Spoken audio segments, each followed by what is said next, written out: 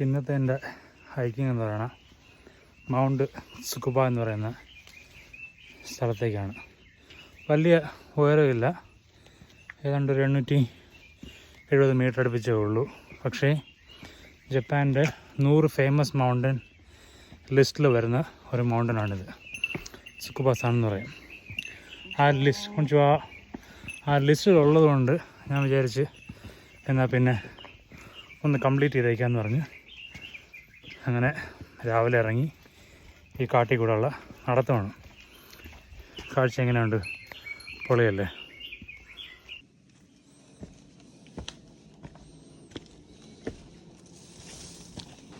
കുറച്ചും കൂടെ മുകളിലോട്ട് കയറി കഴിഞ്ഞാൽ ഈ മലയുടെ ഏറ്റവും മുകളിലെത്തി.